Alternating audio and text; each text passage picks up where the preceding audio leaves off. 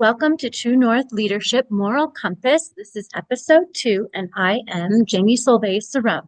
Today's episode, we're going to go over individual and collective leadership. So we're transforming the individual leader to a collective leadership style that is a conscious effort in mental reprogramming in your leadership focus that's on behaviors that affect others and not solely yourself. This unleashes the power of your organization and team members to motivate others to release their full potential. This is from an I, individual, to a we, collective, team. So some questions you can ask yourself is, how can you transform I leadership style to be more of a we leadership style? And in what ways are you acting individually and not collectively? Here are some examples of I leaders. Leaders attain power and position.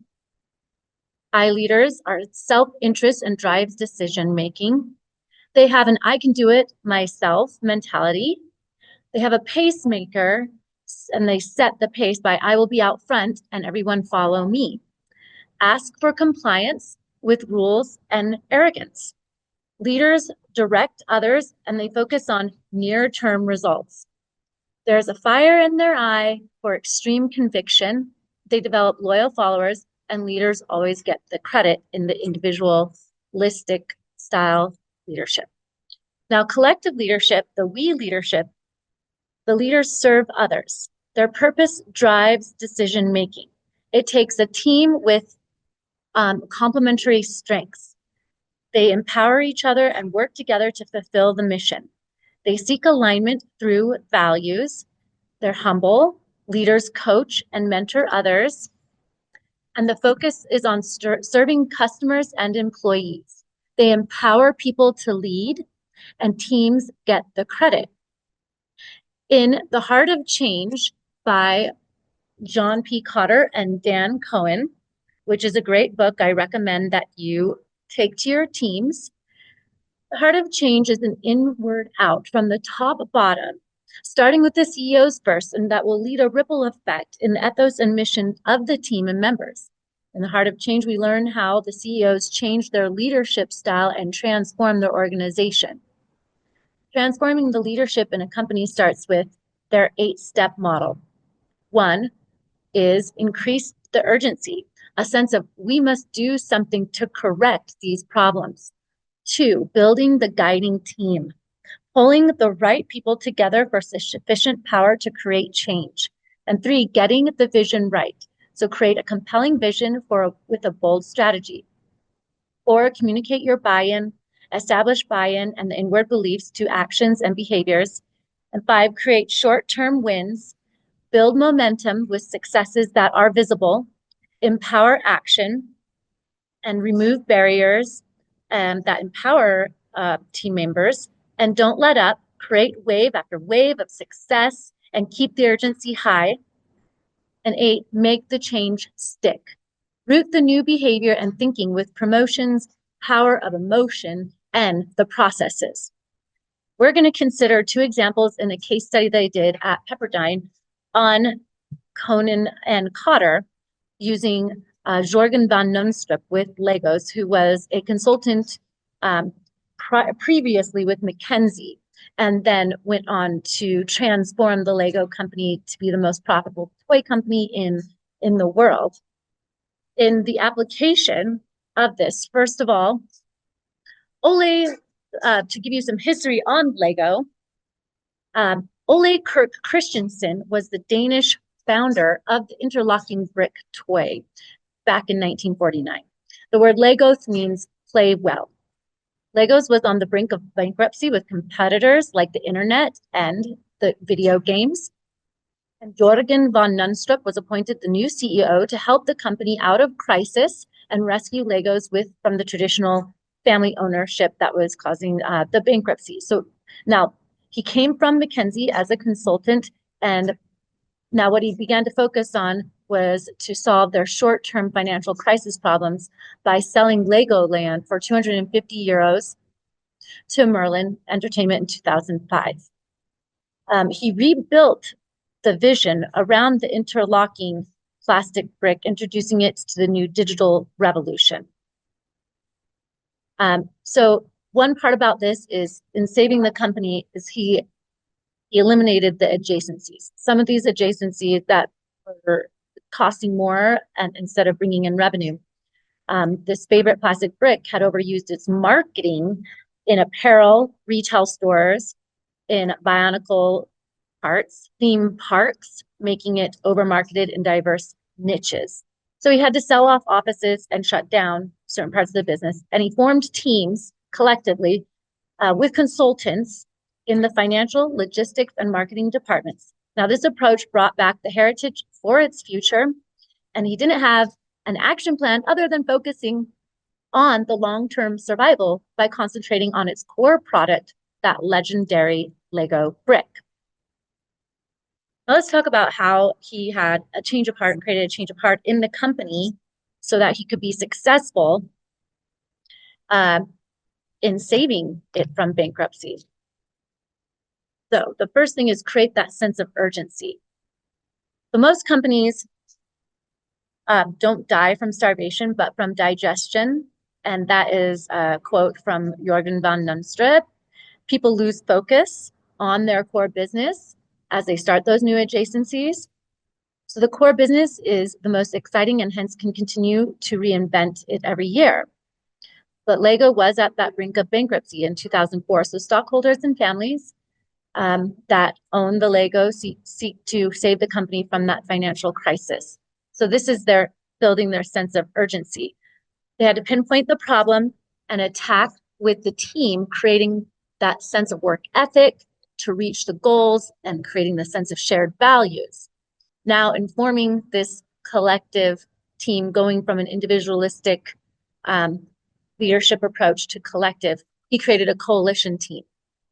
The Legos hired Jürgen von Nunstrup as a new CEO. And with promotions, he becomes more of a share owner in Legos and creates reformation and change for the survival of Legos. But restructuring and rebuilding the Lego brand and management was a key component to how the Legos harpooned building the new team. Now they had to also create a vision. So the vision in the short-term financial crisis problems, Jorgen said that the next 3 years, there will be no growth, but focus on productivity. So instead of growth, the vision was to make the product more competitive and enriching the product and brand name. Jorgen's vision was successfully bought by the family.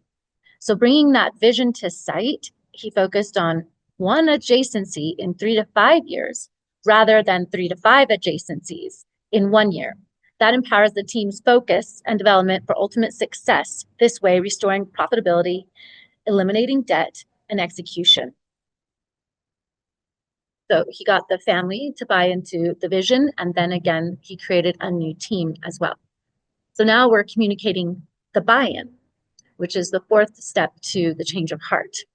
Communicating buy-in is more than data transfer. Words and deeds must match, and the team members take accountability rather than blaming it on another factor. You communicate solving the short-term financial crisis by focusing on the long-term plan was the first message to make clear to the new team. Then focus on goals for the digital age. To get the millennial buy-in by focusing on the eco-friendly toys, the Lego series play, educational toys for childhood development. The buy-in means not just buying into the message, but also the man. And this is part of the leadership style. A team has got to like the man and the leader at the top. So buying into Jürgen von Nunstrup. The man they bought into was honest and said, look, we don't have a strategy. We only have a detailed action plan. It's the delivery of the action plan and the family and management that bought into the Jürgen von Nunstrup. He would have candid dialogue with the employees and delivering the truth. And this is a value to the team and himself. 9 out of 10 times, they may tell you something you know or vaguely relevant, but if you dismiss those 9 times, you never get to the 10th. That was really crucial, that if they did not tell you, then you learn 2 or 3 years later, and by then it's too late. So delivering the truth, point blank, and early on is one of how he was able to communicate the buy-in. He took the time to go into the factories and also observe processes out of the office, showing to all top management that this is important. A CEO needs any avenue to the truth that he or she can find. CEO is responsible for questioning the organization and decide where the processes need to be reinvented. Fifth step is empowering action. So we build an action plan. Can't do anything without an action plan. That also builds confidence in your collective team. The Lego and CEO Jorgen team members reflect, what is the reason you are here? What makes you unique? And there was less talk and more action. Teams conceptualize ideas and don't follow through with them, but Jorgen empowered the teams to actualize the plan. Lego coalesced the vision with their team. You believe you need to think your way into a new way of acting, but actually you need to act your way into a new way of thinking. Speaking in a juxtaposition, the plan was about less talk and more action. Henceforth, employees, the team members, believe in you and they are empowered. Removing information, minds, systems, and boss barriers is a large factor to Jorgen's success. So having a leader that has a personal and professional life that matches and empowers the team members is a key component to communicating this buy-in.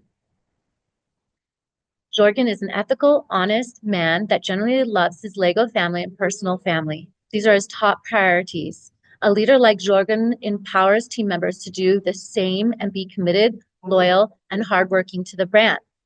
Jorgen definitely had his moral compass set up and was following his Northern Star. And his team members could see that.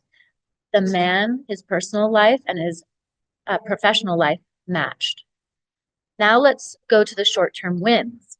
A poignant practice Jorgen monitored short-term wins was rather than introducing an IT system and elaborate reporting, the goal was to create visual factory whiteboards where managers meet every Friday at 7 a.m. to write down how the factories were performing. Green numbers for good outcomes, red numbers for bad outcomes. This practice Jorgen created was a social mechanism that started driving change. This practice created more accountability and action for change in the factories. Managers took accountability. Lego's short-term wins have unambiguous criteria, always, that are visible, meaningful, and clear, explicit.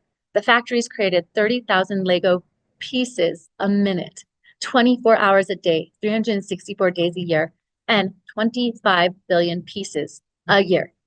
Managing the business model and quality of the Lego that is built with the exact fit when it comes together and to be able to take it apart to procuring cost.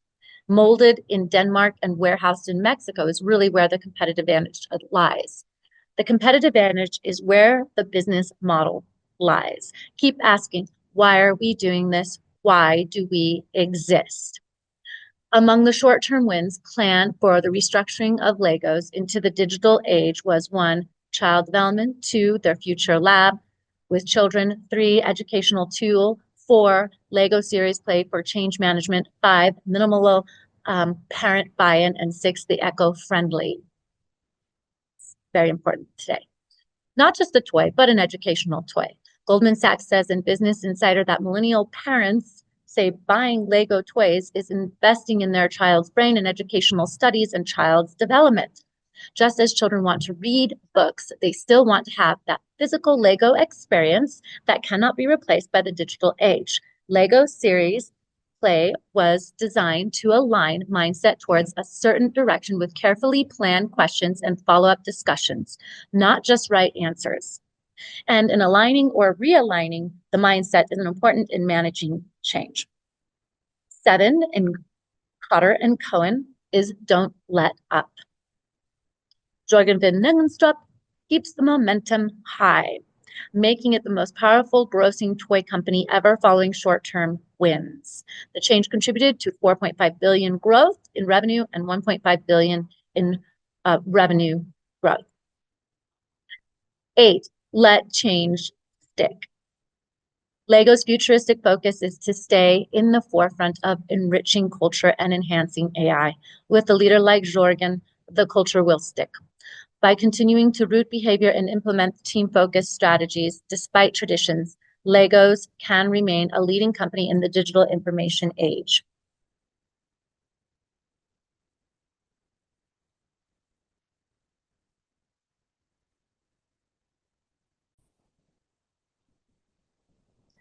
Pure altruism is acting in the interest of others selflessly and sometimes at one's own expense. Leaders acting collectively act in a way that is in the utmost good of everyone's happiness.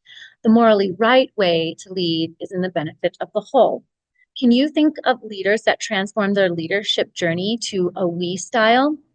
One example is one of my favorite individuals, CEOs, is Tony Hsieh, the president of Zappos, who wrote the book Delivering Happiness. So if you have time to also listen to him, to me, he's like a Dalai Lama Zen of culture. The culture he created for his work, many companies came in from Silicon Valley, tech companies, to analyze and see why it was so productive and growing so fast. That's another case study for another time. Tony Hsieh was Zappos and Delivering Happiness, his culture that he created.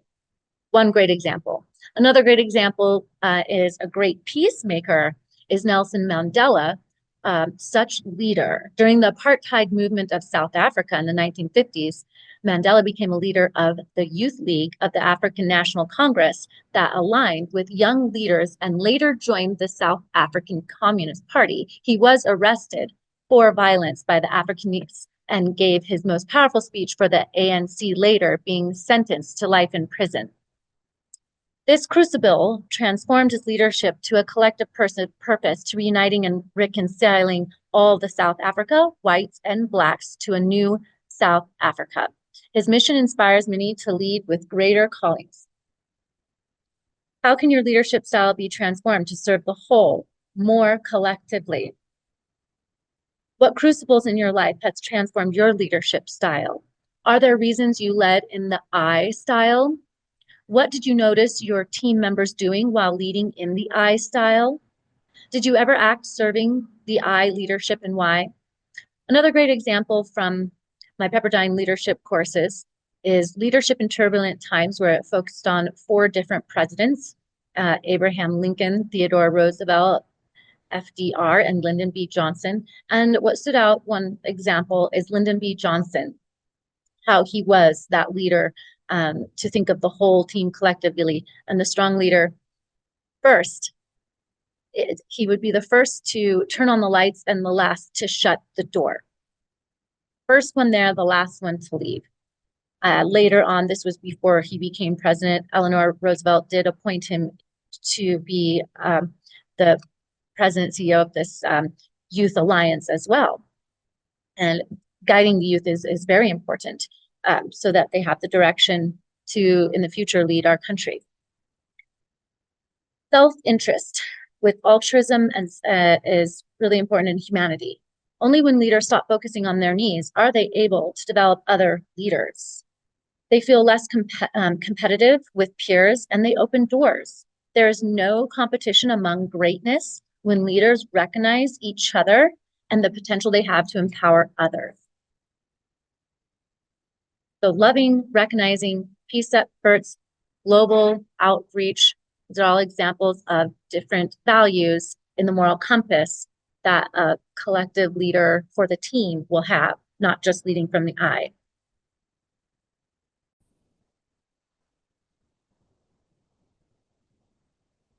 Now, there are 6 different leadership styles that I'm going to pinpoint here for the collective leader. And so we have a directive leader, and you tell me if this is an individualistic or a collective leader. A directive leader is immediate compliance on straightforward task or in crisis. A visionary leader has long-term direction, vision for others. Affiliative, creating harmony among employees, between leaders and employees. Participative, building commitment and generating new ideas.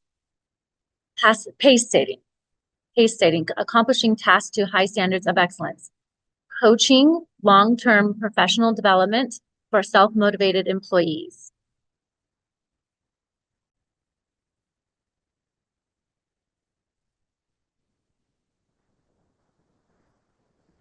An affiliative.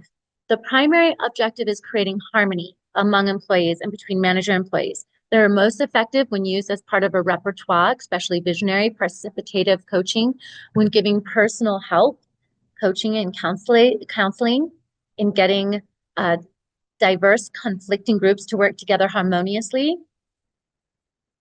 And that is your affiliative leader. A visionary leader. Primary objective is providing long-term direction and vision for others. When a new vision is clear and direction or standard needed, when the leaders is perceived as an expert or authority, new employees depend on leader for guidance. The directive leader.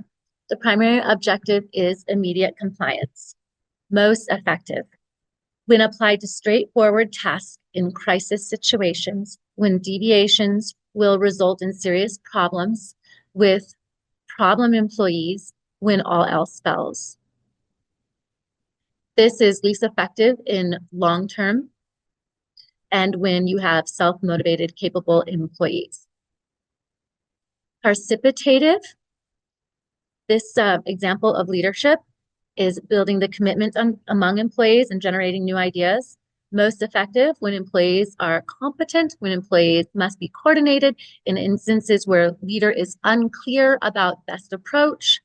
Least effective in crisis when there is little or no time to hold meetings and debate, when employees are incompetent, lack crucial information, or need close supervision.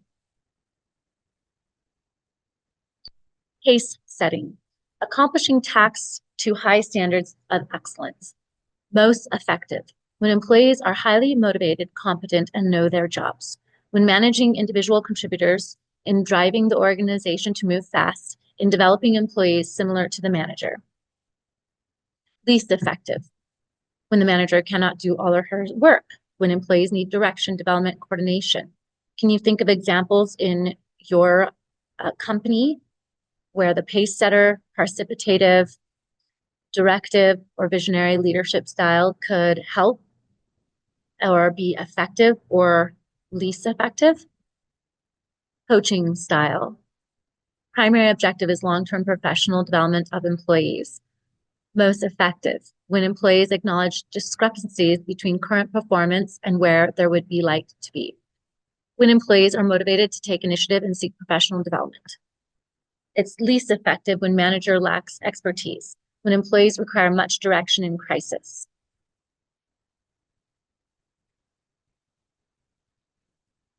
Now go into your company and ask yourself, again, these two questions we asked at the beginning. How can you transform I leadership style to be more of a we leadership style? And in what ways are you acting individually and not collectively?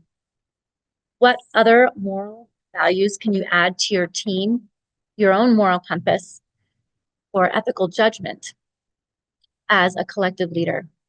For example, loving, recognizing, peace efforts, global outreach. It's been a wonderful hour sharing with you my expertise with the True North Leadership and the Moral Compass. And I look forward to seeing you again in our next episode. If you have any Q&As, you can stay on and we can go into a collaboration and share our thoughts. Have a great day.